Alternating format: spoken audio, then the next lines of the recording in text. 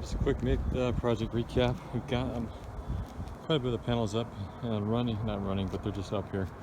They are tied in to the microinverters. I want to show you how we tie those in. So you've seen it from down below. It's kind of hard to see the detail, but you can see the actual what we call UFOs here, and that's actually what ties in the panels to the rails right here.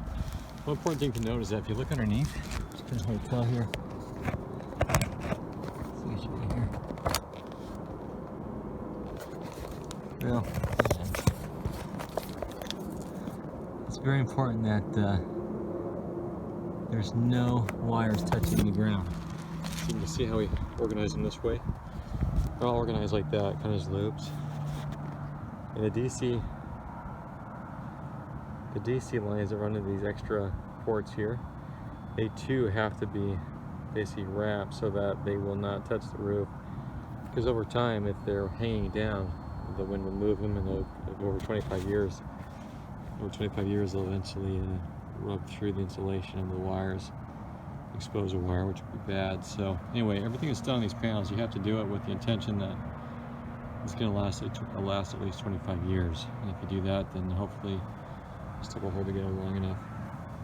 So anyway, I used some ties. They recommend metal ties. I used a UV resistant kind of an other tie on some of these. These actually come with the kit. These are the brackets here you tie into the rails.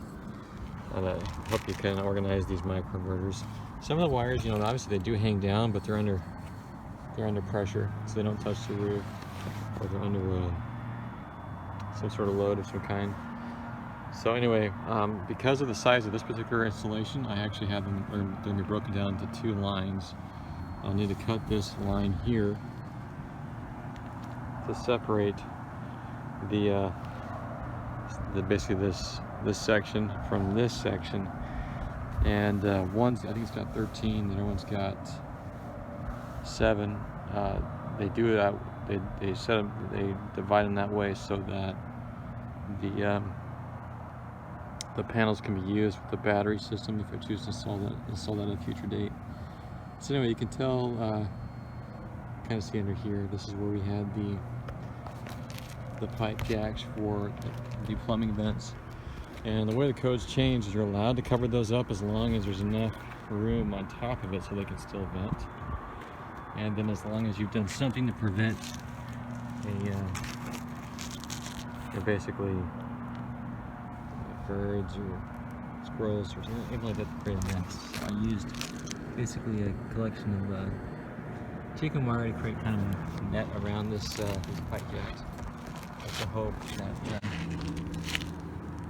will work. So it's actually not well defined in, see it there, in the it's down there.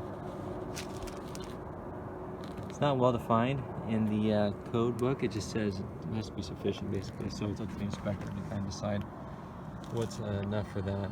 But anyway, that's what we have so far.